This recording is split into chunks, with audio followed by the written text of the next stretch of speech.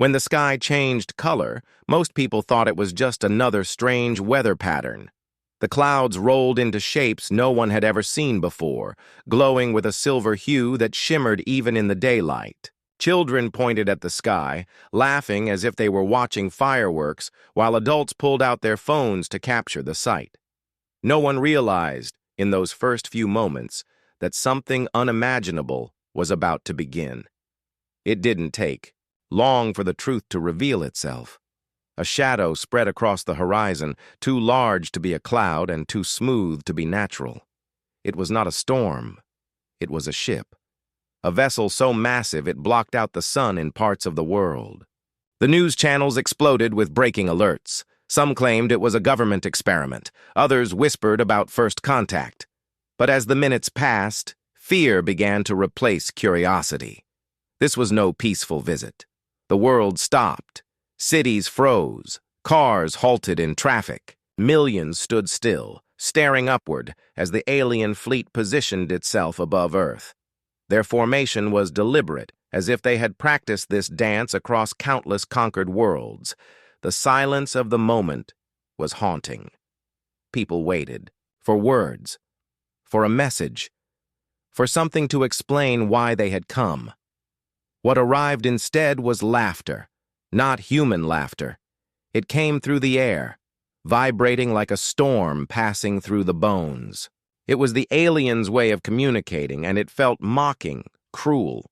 Across every channel and every device, the translation appeared, "Fragile beings, so this is the species they call humanity." The message was repeated in languages from every corner of Earth, so there could be no mistake. They were not here to learn. Not here to trade, not even here to negotiate. They were here to show dominance. The aliens mocked the very idea of humans as intelligent life. To them, we were frail creatures clinging to a small blue planet, unworthy of respect. Panic spread in waves. Some people ran into the streets screaming, others dropped to their knees in prayer. Governments scrambled to respond, but even the most powerful militaries hesitated. What weapon on Earth could challenge a fleet large enough to blot out the sun? Fighter jets were deployed, missiles armed, but deep down, leaders knew it was a hopeless attempt. The first strike proved it. When a jet approached one of the alien vessels, it was swatted away like a mosquito. The alien beam didn't even cause an explosion. It simply dissolved the aircraft into dust mid-air. That was the aliens' demonstration. No threats, no battles, just a single display to prove how powerless Earth was against them. From that moment on, the aliens no longer spoke to humanity as equals. They spoke as conquerors addressing insects. They broadcast messages of ridicule, telling humans that resistance was pointless, that Earth's history of wars and inventions was laughable compared to their advanced knowledge. They mocked the idea of human courage, calling it nothing more than the desperation of weak creatures. But what the aliens didn't understand was this: humanity has always been underestimated.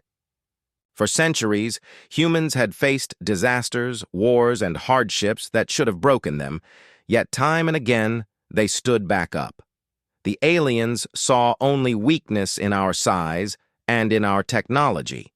They didn't see the invisible strength that runs through people when they are pushed to the edge. Families huddled together in their homes, uncertain if they would see another sunrise. In one city, a mother told her children to hold hands and not be afraid, even though her own hands were trembling. In another, a group of neighbors gathered in silence, sharing food by candlelight, waiting for whatever was to come.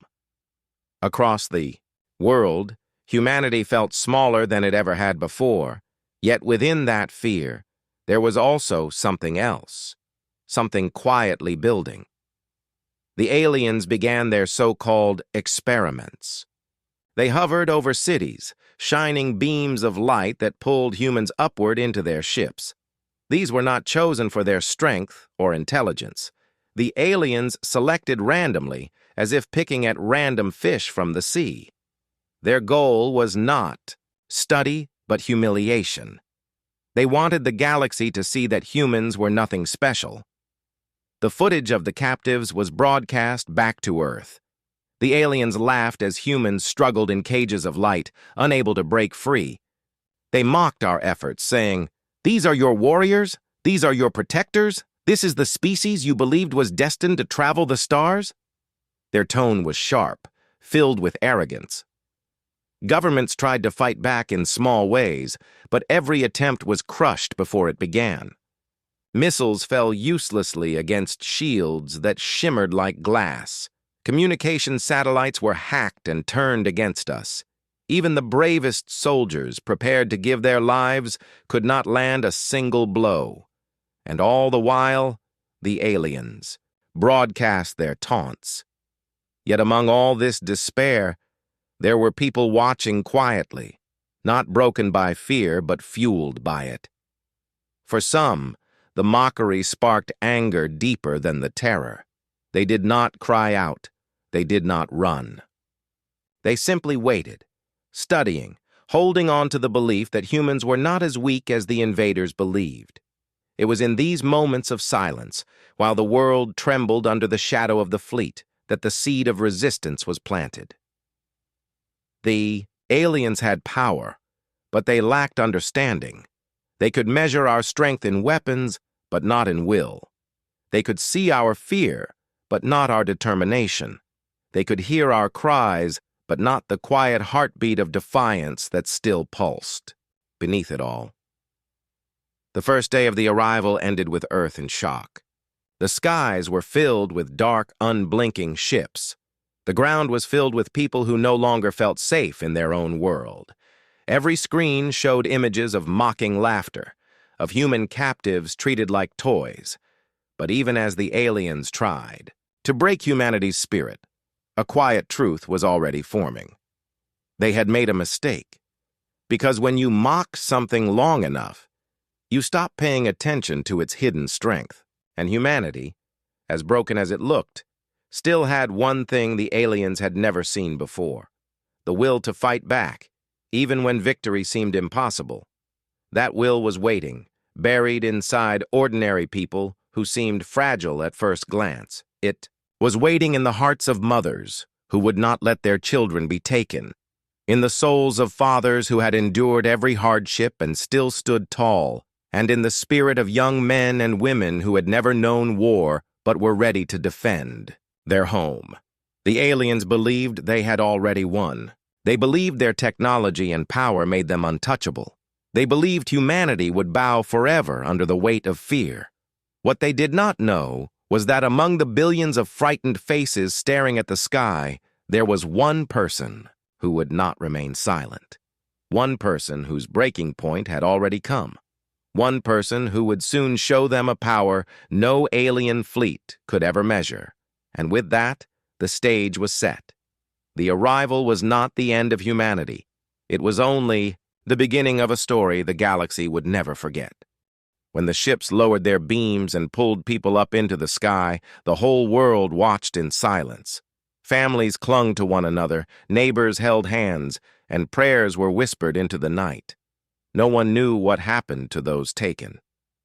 Some believed they were being studied. Others feared they would never return. Every capture was broadcast back to Earth like some cruel performance, as if the aliens wanted to remind humanity that they were powerless. Among those pulled upward one night was a man who had lived an ordinary life. He wasn't a soldier, not a leader, not someone famous or important. He was just another face in the crowd, one of billions who had tried to live quietly, keeping his head down and working to provide for those he cared about. The aliens didn't select him because of his strength or skills. To them, it was random. They saw him as nothing special, just another fragile example of what they believed was a weak species. When the beam of light wrapped around him, his first instinct was not anger but confusion. His feet left the ground, his hands waved in panic, but there was no way to break free. The light felt heavy and yet gentle, like invisible ropes lifting him upward. He looked down one last time at the people below, their faces pale and filled with dread. In their eyes, he saw not only fear for him, but fear for themselves. Everyone knew that if the aliens could take him so easily, they could take anyone. The inside of the ship was nothing like he expected. It was not filled with steel or machinery. Instead, it was strange and alive, with walls that pulsed like veins and floors that glowed softly underfoot. The air smelled sharp, metallic, and yet strangely sweet. He wasn't alone. There were others, men, women, even a child, huddled together in a corner, their faces pale and wide-eyed. The aliens who walked past them didn't look at them as equals. They looked at them the way a scientist looks at insects in a glass jar. Their bodies were taller, their limbs long and flexible, their eyes glowing faintly as if lit from within. They moved without sound, and when they did speak, it was through vibrations that rattled the air. The man didn't understand the words, but the mocking tone was clear. The captives were kept in clear enclosures that looked like cages made of light. No bars, no locks, just shimmering walls that burned the skin if anyone tried to push through. Some tried, of course. One man threw himself at the barrier again and again until his hands blistered, but the aliens only watched, amused. To them, this was entertainment. Every day seemed to follow a cruel pattern. The aliens would enter, scan their captives with beams of light, make notes in their strange floating devices, then laugh in their rumbling voices. They weren't studying to learn. They were studying to mock. They broadcast images of the captives, back to Earth telling the world, "These are your champions? These are the ones you believe strong?" The man kept mostly silent. He did not cry out or beg like some of the others, though he could not blame them for their tears. He did not shout at the aliens, though anger burned inside him. Instead, he watched. He noticed how the aliens moved, how their technology responded, how the cages shifted when touched. He noticed that though they were powerful, they were careless, so certain of their superiority that they didn't bother to guard themselves. Closely, at night, if it could be called night inside the ship, the captives would whisper to each other. They shared stories of home, of family, of simple lives they might never see again. The child spoke of missing his dog. An older man spoke of the garden he had planted just before the ships came. These little stories made the silence less unbearable. The man listened, but he rarely spoke. His thoughts were heavy, circling one question over and over. Why us? Why Earth? The aliens seemed to enjoy answering that question without being asked. Their broadcasts were filled with scorn. They said, humanity was a small, primitive species, barely able to leave its own planet. They said our wars and inventions were laughable. They said we were too emotional, too fragile, too weak to matter in the galaxy. They told the humans that their only value was as examples of inferiority, proof that not every species was destined for greatness. The words stung. Every insult cut deep, especially when the captives saw their own frightened faces played back on screens, broadcast for the whole world to witness. Some broke under the weight of humiliation. They whispered apologies to the group, as if their weakness had betrayed everyone. Others clung to hope, insisting rescue would come. But each day without rescue chipped away at that hope. For the man, the turning point came quietly. It wasn't in a moment of anger or violence. It was in the way he saw the aliens smile, if their strange expressions could be called smiles, when a child cried out in fear. They enjoyed it. They fed on it. And in that moment, he realized the truth. They didn't just want to conquer Earth. They wanted to break the very spirit of humanity. They wanted to prove, to themselves and to the galaxy, that humans were nothing more than frightened creatures, incapable of standing tall. Something shifted inside him then. The fear was still there, yes, but it began to change into something else. A quiet fire lit in his chest, one that told him the aliens were wrong. He thought of all the times in history when humanity had been underestimated. When small nations had fought against empires, when individuals had risen against impossible odds, when ordinary people had done extraordinary things simply because they refused to give up. That was the strength the aliens could never measure. He started watching even closer. He noticed the way the guards moved when they entered, the way their glowing weapons hummed at different pitches, depending on how they were held. He noticed that the walls of light flickered faintly whenever the ship shifted. He studied everything, not because he knew exactly what he would do, but because he believed that one day an opportunity would come. And when it did, he would not be the helpless figure they mocked on their broadcasts. The others began to notice him too. While they trembled, he sat still, his eyes sharp and steady. While they whispered of despair, he spoke of small things, of strength, of patience, of not letting the aliens' words sink into their hearts. At first, they thought he was only trying to comfort them, but in time, they began to see something else. He wasn't just surviving, he was preparing. The aliens never noticed. Why would they? To them, humans were nothing more than weak animals, incapable of resistance. They didn't see the fire behind the man's quiet eyes. They didn't hear the resolve in his words when he told the others to hold on. They didn't realize that by mocking humanity, they had planted the very seed of defiance that would one day shake their fleet. And so inside that glowing cage, surrounded by fear and humiliation, an ordinary man began to transform.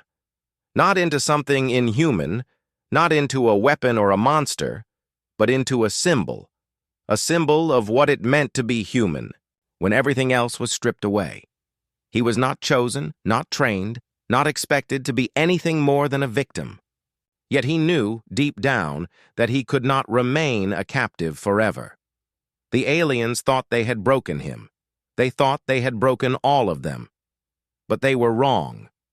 What they could not see was that in trying to strip humanity of its dignity, they had awakened something far more dangerous: the will to fight back. The days inside the alien ship felt endless. Time seemed to blur when there was no sunrise or sunset, only the constant dim glow of the walls and the hum of strange energy flowing through the floors. The captives no longer knew how long they had been there. Some believed it was weeks, others thought it was months. But one thing was certain: every passing moment was designed to break them down. The aliens would arrive with their cold stares and vibrating voices, circling the cages as though the humans were specimens in a zoo. They broadcast every moment, sending the images back to Earth. The world saw their neighbors and family members standing behind walls of light, tired and hopeless. It was the invaders' way of proving their claim, that humans were weak, frightened creatures who would never rise against them. For the man who had been taken, the humiliation grew heavier each day. He saw the way the others trembled when the aliens laughed. He heard the whispers of despair when someone spoke of home, convinced they would never see it again. He carried those sounds inside him until they felt like a weight pressing on his chest. He was not a soldier or a hero, but he could not watch his people be broken forever. Something inside him was reaching its limit. One evening, when the aliens entered, they brought with them a group of new captives. Among them was an older woman who could barely stand, her back bent and her steps slow. The aliens mocked her weakness, pointing and shaking their heads, their strange laughter filling the room. They lifted her with their devices and let her fall again and again, as if testing how fragile she was. The captives in the cages turned away, unable to watch, tears filling their eyes. The man did not turn away. His jaw tightened, his hands clenched. It was not just anger at what was being done, but at the message it carried. The aliens were saying, "This is what humans are. This is your strength. Nothing." He could not accept that. He felt heat rising through his body, the kind that comes when patience shatters. The moment he had been waiting for, the moment he both dreaded and longed for, was here. When the guards came closer, mocking as always, he stepped forward. His voice, quiet for so long, rose in a sharp cry. Not a plea, not a word, just a sound that carried the weight of everything he had held inside. The aliens paused, surprised. No human had ever shouted at them before. They tilted their heads, amused, as if daring him to do more. And he did. With no weapon, no plan, only raw instinct, he threw himself at the edge of the light cage. To the amazement of the others, the barrier flickered for a moment. He had studied it for weeks, watching its faint pulses. He knew that when the ship shifted slightly, the energy weakened for a heartbeat. He timed his move for that exact moment. The barrier stung as he pushed through, burning his skin, but this time it didn't stop him. He fell forward, free of the cage. The guards froze for a second, unable to believe what they were seeing. No human had ever escaped before. In that pause, the man lunged. He grabbed at the closest alien, pulling with every ounce of strength. The creature stumbled, caught off guard, its strange, glowing weapon slipping from its grasp. The man didn't hesitate. He struck with his fists, with his body, with the fury that had been building since the day he was taken. The other captives gasped, their fear mixing with something, new hope. For the first time, they saw one of their own standing against the giants who had mocked them. The aliens, shocked, tried to react. One raised its weapon, but the man turned it aside, the beam firing harmlessly into the wall. Sparks flew, and the ship shuddered as systems were disrupted. It was not a graceful fight. It was desperate, raw, filled with the kind of strength born only from survival. The man was smaller, weaker, yet his strikes landed with force the aliens had never expected from a human. One alien stumbled back, its tall body collapsing to the floor. The others hesitated, not out of fear of his strength, but because of what his defiance represented. This was not supposed to happen. Humans were supposed to cower, not fight. The moment stretched like eternity. The man stood over the fallen alien, his chest heaving, his body marked with burns from the barrier. Around him, the captives pressed. Against their cages, their eyes wide, their voices rising in cheers and cries of encouragement. It was not just his fight anymore. It was theirs. The aliens retreated a few steps, uncertain. Their arrogance, so solid moments ago, had cracked. They could kill him easily, yes, but to do so would mean admitting that he had defied them. It would mean showing the galaxy that the fragile species had strength hidden inside. For creatures, so proud, that truth was more dangerous than any weapon. The man, still breathing hard, looked around at the faces watching him. He saw tears, but not of despair. Tears of pride, of awakening. He had given them something the aliens had tried so hard to take away: dignity. With nothing but his bare hands, he had shown that humans were not as weak as they had been told. From that day on, nothing in the ship was the same. The aliens increased their guards, tightened their controls, but it was too late. The seed had been planted. The other captives whispered his name in reverence, their eyes shining with a fire that had not been there before. They no longer sat, in silence, broken and hopeless. They watched. They waited. They believed. And the man, though wounded and exhausted, knew the truth as well. He had not defeated the aliens, not yet. But he had struck the first blow. He had proven that they were not untouchable. He had turned fear into courage, weakness into defiance. The breaking point had come, and he had chosen to stand. The aliens thought they had seen everything humanity had to offer. They thought they understood the limits of human strength. But in that single act, one ordinary man had shown them something they could never measure: the will to resist, even when resistance seemed impossible. That was the power they had never expected, and it was only the beginning. The silence after the fight was heavier than anything the captives had felt before. The man stood in the middle of the chamber, breathing hard, his fists raw and his skin marked by burns from the barrier. One alien lay on the ground, struggling to rise, while the others kept their distance. For the first time since the ships had come, the invaders hesitated. The humans inside their cages pressed against the glowing walls, their faces bright with something the aliens had never wanted, them to feel hope. For weeks they had been treated as weak and powerless, yet now they had seen with their own eyes that it was possible to resist. One human, with no weapons, had struck fear into the very creatures who claimed to be untouchable.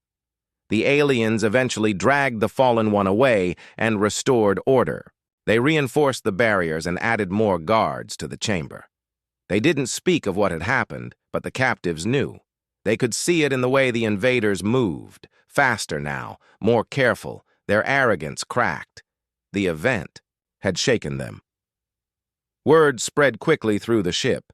Humans who had once sat silently now whispered of courage. The man's defiance became a story repeated over and over, each telling making it stronger. It was no longer just about one person escaping a cage. It was proof that humans could fight back. The aliens could not erase what had been seen. The man himself stayed quiet, but inside something had changed. Something had. The fight had left his body aching, yet his spirit felt stronger than ever. He had not planned to become a leader, but the way the others looked at him now told him he had no choice. Their hope rested on him. Every glance carried the same unspoken question. What next? At first, he didn't know. He was still just one person among many, trapped in a ship controlled by technology far beyond human understanding. But then he realized the truth. What he had done was not about weapons or power. It was about spirit, and spirit, once awakened, could spread faster than fear. The next days proved it. Where once the captives had sat in silence, now they began to resist in small ways. They no longer cried when the aliens mocked them. They stood taller. They looked directly into the glowing eyes of their captors. They spoke words of defiance, even if the aliens could not understand them. These were small acts, but they carried weight. The invaders had wanted broken prisoners. Instead, they had awakened fighters, the aliens noticed. They tried harder to break the humans, increasing the humiliations, showing harsher displays of their technology. But each attempt seemed to strengthen the captives instead of weaken them. Every cruel act reminded them of the moment one human had stood up, and they clung to that memory like fire in the darkness. Then came the day when another opportunity arose. The ship shook violently as it adjusted its course, and for a brief moment, the barriers flickered again. The man noticed it immediately. He had been watching, studying, waiting.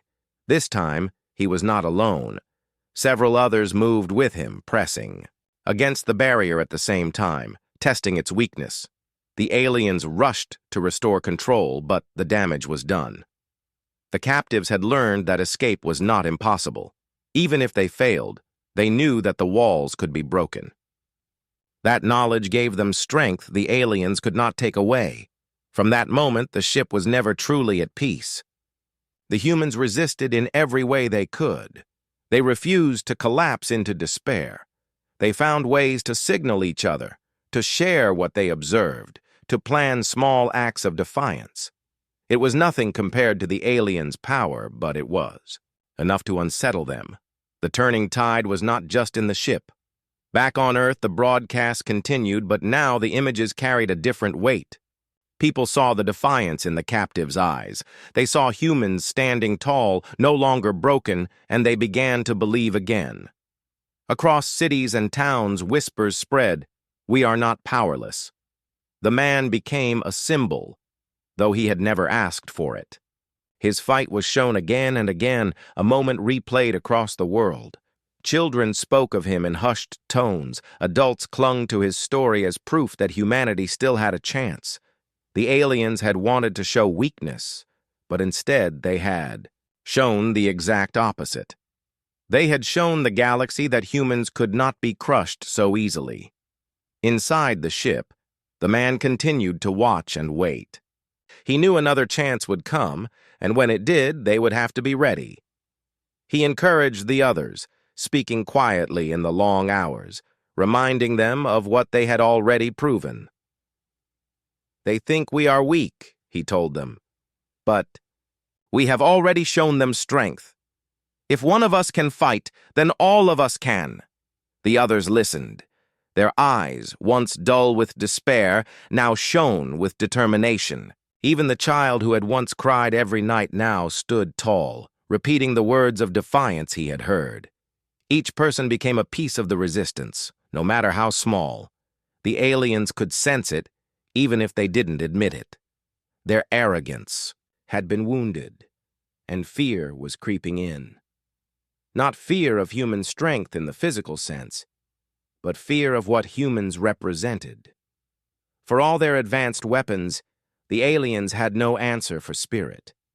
They had conquered many worlds, but perhaps none had resisted in this way before. The tide was turning slowly, but surely.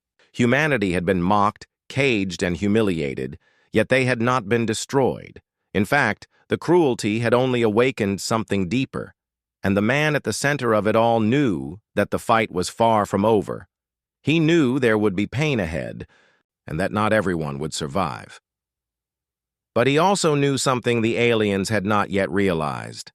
Once hope is lit, it cannot be easily extinguished. It spreads, it grows, and it makes people do the impossible. What had begun as one man's breaking point had now become the breaking point of the entire human spirit. The tide had turned, and there was no going back. The aliens still controlled the ship. They still had their weapons and their power.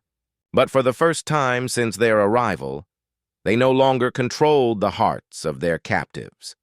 And in the quiet spaces between fear and despair, a new kind of strength was rising. It was not the end of the struggle. It was only the beginning of something far greater. A fight that would no longer be about survival alone, but about proving to the galaxy that humanity was not to be mocked, not to be underestimated, not to be forgotten. The turning tide had come, and it would sweep far, beyond the walls of that ship. The ship floated high above Earth, silent and cold against the dark sky. But inside, something powerful was happening, something the invaders had never planned for. What began with one person's act of defiance had grown into a movement that could not be stopped. Hope, once faint and fragile, had become stronger than steel. It had become a legacy. The man who first stood up against the aliens never saw himself as a hero. He had acted out of instinct, refusing to let himself be broken. Yet now, every human captive looked to him as proof that they were not powerless. He had lit a fire, and that fire spread far beyond the walls of the ship. Every day, whispers carried his story across the holding chambers. People repeated his words, his courage, his moment of defiance. They spoke of how he had stood tall even when everything seemed lost. These whispers traveled like sparks through dry grass, catching hearts and minds, filling them with determination. The aliens tried to silence it. They increased control, cut off communication, and even separated captives from one another. But it was too late. The story had already taken root. Humans did not need to speak aloud anymore. The memory lived in their hearts. A single look, a small smile, or the clenching of a fist was enough to remind each other of the truth. We are not broken. Back on Earth, the broadcasts the aliens had once used for fear became tools for inspiration. People saw the man's defiance. They saw others standing taller, refusing to bow their heads. And slowly, the world began to change. Where there had been silence, voices rose. Where there had been hopelessness, unity began to grow. In villages, towns, and cities, people began to prepare in their own quiet ways. They helped each other more, shared food and shelter, and taught children not fear but courage. Songs were written, Stories were told, and paintings were made, each one honoring the spirit of resistance. Humanity had found its strength again, not in weapons, but in belief. Inside the ship, the man thought often about what was happening. He wondered if his moment of defiance would last after he was gone. Would the others carry it forward? Would the world remember, or would fear return? He realized then that his role was not only to resist, but to teach. His strength alone was not enough. Everyone needed to find it within themselves. So he spoke to the captives in the long hours of silence. He told them stories of the world, below, of rivers and mountains, of skies filled with light and air filled with freedom. He reminded them of the small joys they had once known: laughter, music, family. These were things the aliens could never take away. The captives listened, and in their hearts the memories grew bright. The aliens saw the change. They had expected obedience, but instead, they were met with eyes that no longer showed fear. Even children stared at them with quiet defiance. It unsettled the invaders in ways their weapons could not fix. And so, time moved forward, not in silence, but in a slow, steady build of strength. The man's story became larger than himself. It was no longer about one person breaking free for a moment. It was about a people refusing to bow, about a spirit that would not die. As months passed, Earth itself began to shift. Across nations, humans who had once been divided now stood together. Old conflicts seemed small compared to the challenge they faced now. Farmers, teachers, builders, and dreamers, everyone began to see themselves as part of something greater. Humanity was not waiting for rescue anymore. They were becoming the rescue. The legacy grew. Even if the aliens stayed, even if the ship remained above the world, the invaders had already lost something far more important than a battle. They had lost the power to make humans believe they were weak. One evening, as the ship drifted through the quiet stars, the man sat against the cold wall of his chamber. Around him, the captives whispered softly, not in fear, but in planning. They spoke of what they would do when they returned to Earth. They spoke of building a better world, one, where no one forgot this time, where unity was stronger than division. He listened, and for the first time he felt at peace. His moment of resistance had become something much larger than himself. It had become a seed planted in the heart of every human who had seen or heard of it, a seed that would grow for generations. Even if he never saw Earth again, even if his story ended here in the cold chambers of the ship, he knew the legacy would live. Parents would tell their children about the day one human showed the galaxy that humanity was not to be mocked. Songs would carry his story through time, and those songs would remind future generations of their strength. The aliens could control bodies, but they could not control memory. They could silence words, but they could not silence the feeling that lived inside human hearts. And that was where the true victory was found. The legacy of one act, one stand, became a shield for humanity. It reminded them of who they were, of what they could become when they stood together. It told them that even in the darkest times a spark of courage could light the way. And so humanity carried that spark. Not just in the ship, not just on Earth, but in their very being. It became part of their story, a story they would never let die. Years later, when children would ask about the time of the invaders, parents would not speak only of fear. They would speak of courage. They would speak of the moment the tide turned. They would speak of the man who showed his true power, not through force alone, but through refusing to give up. That was the legacy. A legacy not of despair, but of hope. A legacy that whispered through the stars. Humanity endures. Humanity resists. Humanity rises. The aliens had tried to mock and humiliate them. But in the end, they had given humanity something priceless. a reminder of their own unbreakable spirit. And long after the ships were gone, long after the stars had shifted in the night sky, that legacy would live on.